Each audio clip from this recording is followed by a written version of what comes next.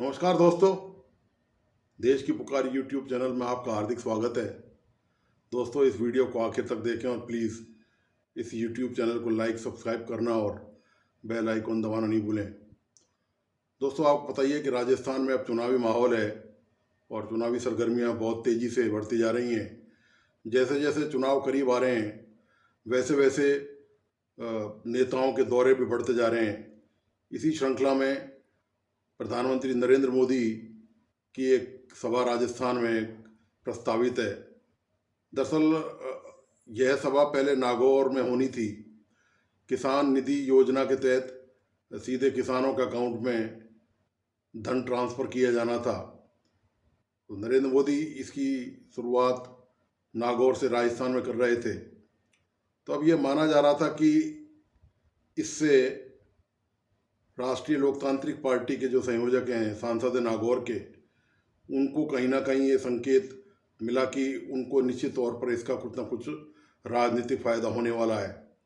क्योंकि आप देख ही रहे हैं पिछले दिनों से कि भारतीय जनता पार्टी लगातार जो क्षेत्रीय दल हैं, जो दूसरे क्षेत्रीय दल जो महागठबंधन में जो बेंगलोर में बैठक हो रही उसमें शामिल नहीं हुए, उनको साधने में लगी हुई है। और यूपी के कुछ दलों को भारतीय जनता पार्टी ने अपने साथ ले लिया है। तो ये दरअसल सभा पहले 28 जुलाई को प्रस्तावित थी नागौर में और माना यह जा रहा था कि शायद ये कहीं ना कहीं सांसद बेनीवाल को साधने की कवायद होगी। लेकिन अब इस सभा का स्थान और वक्त बदल दिया गया है, दिनांक बदल दी गई है। अब यह सभा 27 तारीख को सीकर में हो रही है और यहीं पर किसान निधि योजना के तहत प्रधानमंत्री नरेंद्र मोदी आएंगे और किसानों के अकाउंट में पैसे ट्रांसफ़र की कार्रवाई करेंगे। तो दोस्तों, जैसा कि आपको पता ही है कि काफ़ी समय से सांसद हनुमान बेनीवाल भारतीय जनता पार्टी और कांग्रेस दोनों को लगातार निशाने पर लेते रहे हैं। हालांकि जब ये घोषणा हुई कि प्रधानमंत्री की सभा नागौर में होगी, तब उन्होंने पिछले कुछ दिनों से आपने देखा होगा कि थोड़ी तल्खी बेनीवाल की थोड़ी कम हो गई और भारतीय जनता पार्टी पर निशाना साधने के बजाय वो इस पर चुप्पी साधे रहे।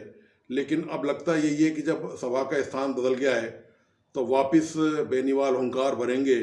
और आपको याद भी होगा कि बेनीवाल ने दिल्ली में जब पहलवान जंतर मंतर पर धरना दे रहे थे शोषण के मामले में, यौन शोषण के मामले में महिला पहलवान दे रही थी, तब बेनीवाल उस धरने में शामिल हुए थे और उन्होंने कई आरोप लगाए थे केंद्र सरकार पर कि किस तरह से जो देश की जो इज्जत है वो दांव पर लगी जा रही है।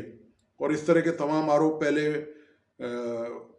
बेनीवाल लगा चुके हैं और उन्होंने भारतीय जनता पार्टी की नेता खासतौर से वसुंधरा राजे को तो कभी शायद बख्शा ही नहीं है।